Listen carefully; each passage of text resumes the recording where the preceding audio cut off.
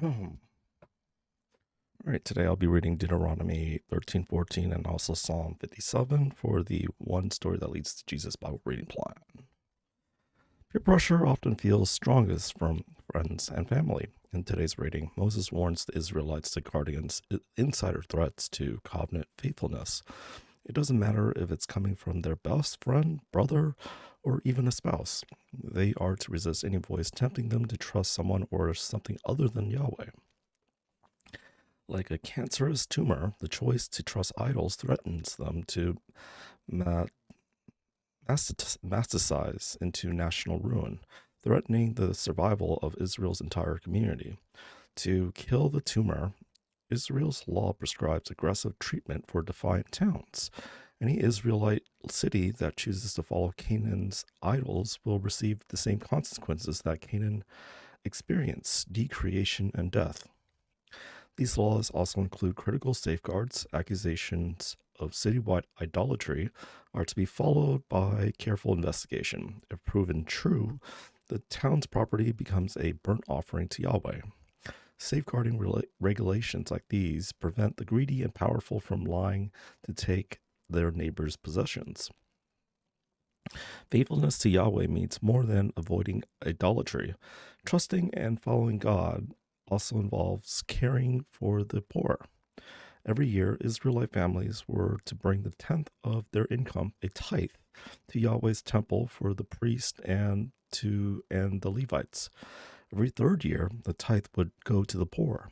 Yahweh's generosity is supposed to form the foundation of Israel's economic and religious system. Rich or poor, God's blessing overflows to everyone.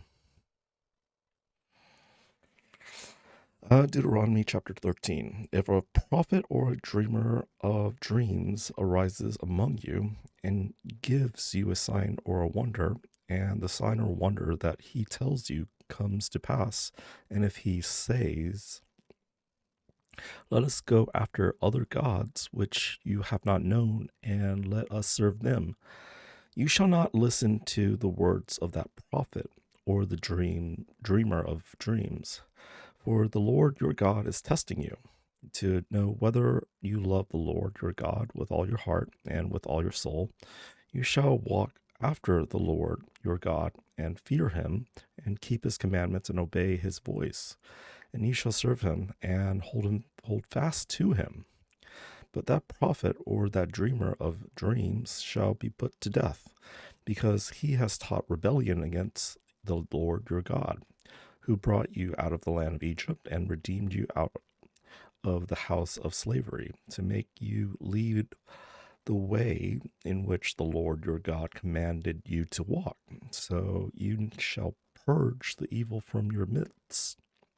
If your brother, the son of your mother, or your son, or your daughter, or the wife you embrace, or your friend who is in your own soul entices you secretly, saying, "Let us go and serve other gods, which neither you nor your fathers have known," some of the gods or of the peoples who are around you, whether near you or far off from you, from the one end of the earth to the other, you shall not yield to him or listen to him, nor shall your eye pity him, nor shall you spare him, nor shall you conceal him, but you shall kill him.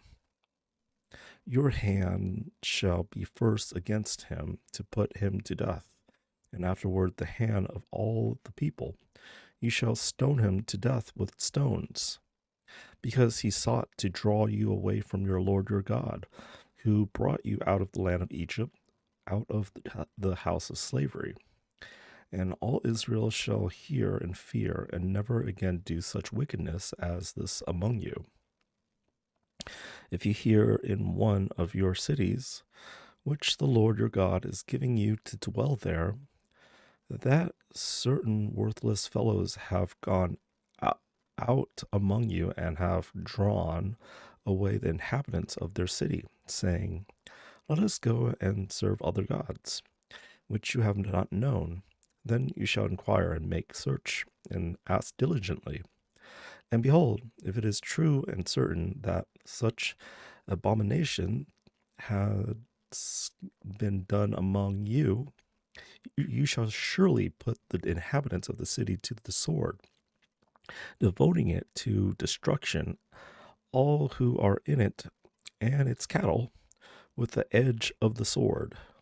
You shall gather all its spoils into the midst of its open square, and burn the city and all the spoils with fire, as a whole burnt offering to the Lord your God. It shall be a heap forever. It shall not be built again.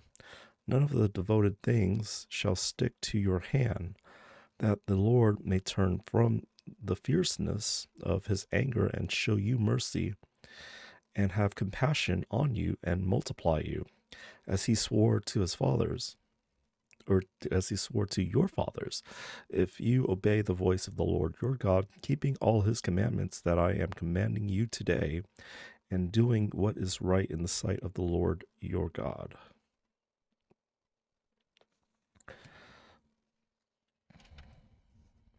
Oh, there's a section here. What evidence supports the existence of a soul? And this is in reference to Deuteronomy chapter 13, verse 3, which we just read. You must not listen to the words of that prophet or dreamer. The Lord your God is testing you to find out whether you love him with all your heart and with all your soul. The Bible frequently mentions the human soul. When it does so, it is referring to a person's invisible essence. Deep in our souls, we embrace or reject God, as it is evident in Deuteronomy 13:3. Some argue, though, that the soul is a myth. Philosophical naturalists believe the universe is comprised only of energy and matter. However, many religious traditions, including Christianity, teach that humans are endowed with something beyond our physical bodies. This extra physical presence or soul survives death and serves as a fountain of human personality and moral judgment. Outside of religious traditions, what evidence supports the existence of such a thing? Christian apologist Sean McDowell cites three pieces of evidence that point to the reality of the soul. First, every atom in our body is placed in a span of 7 years. Every atom in our body is replaced in a span of 7 years. Thus, we are technically completely different physically every 7 years. However, we know that our thinking selves have not been replaced. Each of us is the same person we were 7 years ago. Second, the soul is necessary for the free will to exist. If a human were merely physical, he or she would be like a computer of a natural unguided process. The soul allows humans the ability to move freely, the ability to freely make choices. Third, human consciousness continues after death. Numerous cases have been documented of people being declared dead and then returning to life. These people report that they continued to have experiences. They even related events that happened during the time they were gone. As elusive as the concept of a human soul is, in a way, this enigma should be expected. Some things, such as a soul, will forever remain outside the human ability to fully understand or explain. All right, chapter 14 of Deuteronomy. Clean and unclean food. You are the sons of the Lord your God. You shall not cut yourselves or make any baldness on your foreheads for the dead. For you are a people holy to the Lord your God, and the Lord has chosen you to be a people for his treasured possession out of all the peoples who are on the face of the earth. You shall not eat any abomination. These are the animals you may eat: the ox, the sheep, the goat, the deer, the gazelle, the roebuck, the wild goat, the ibex, the antelope, and every mountain sheep. Every animal that parts the hoof and has the hoof cloven in two and chews the cud, among the animals you may eat. Yet of those that chew and cud, or have the hoof cloven, you shall not eat these: the camel, the hare, and the rock badger, because they chew the cud but do not part the hoof, and are unclean for you. And the pig, because it parts the hoof but does not chew the cud, is unclean for you. Their flesh you shall not eat, and their carcasses you shall not touch. Of all that are in the waters you may eat these. Whatever has fins and scales you may eat, and whatever does not have fins and scales you shall not eat. It is unclean for you.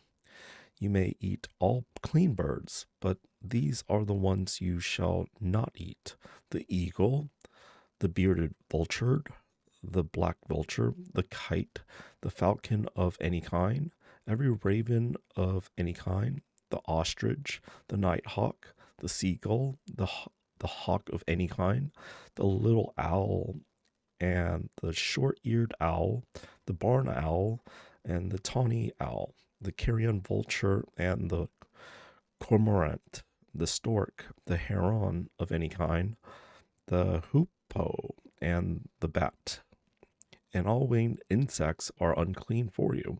They shall not be eaten. All clean winged things you may eat. You shall not eat anything that has died naturally. You may give it to the sojourners who is within your towns, that he may eat it, or you may sell it to a foreigner, for you are a people holy to the Lord your God. You shall not boil a young goat in its mother's milk. Tithes. You shall tithe all the yield of your seed that comes from the field year by year, and before the Lord your God, in a place that he will choose to make his name dwell there. You shall eat the tithe of your grain, of your wine, and of your oil, and the firstborn of your herd and flock, that you may learn to fear the Lord your God always. And if the way is too long for you, that so that you are not able to carry the tithe, when the Lord your God blesses you, because because the place is too far from you, which the Lord your God chooses to set his name there, then you shall turn it into money and bind up the money in your hand and go to the place that the Lord your God chooses and spend the money for whatever you desire: oxen or sheep or wine or strong drink, whatever your appetite craves.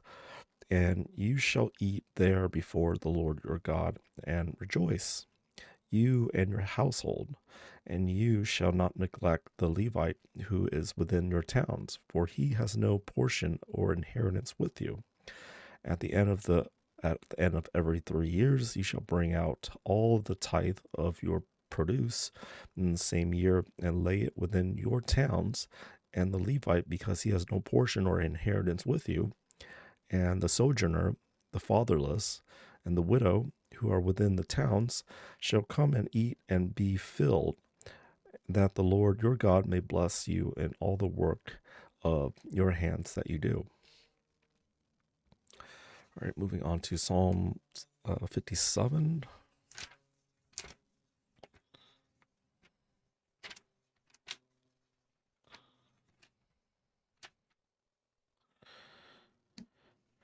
All right, let the glory be over all the earth.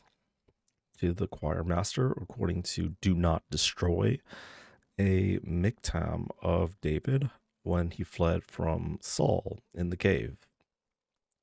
Be merciful to me, O God, be merciful to me, for in you my soul takes refuge. In the shadow of your wings I will take refuge. Till the storms of destruction pass by, I cry out to the God Most High, to God who fulfills his purpose for me. He will send from heaven and save me. He will put to shame him who tramples on me. Selah. God will send out his steadfast love and his faithfulness. My soul is in the midst of lions. I lie down amid fiery beasts, the children of man whose teeth are spears and arrows, whose tongues are sharp swords. Be exalted, O God, above the heavens. Let the glory be over all the earth. They set a net for my steps. My soul was bowed down. They dug a pit in my way, but they have fallen into it themselves. Selah. My heart is steadfast, O God, my heart is steadfast. I will sing and make melody. Awake, my glory. Awake, O harp and lyre. I will awake and I will awake the dawn. I will give thanks to you, O Lord, among the people. I will sing praise to you among the nations. For your steadfast love is great to the heavens, your faithfulness to the clouds. Be exalted, O God, above the heavens. Let the glory be over all the earth.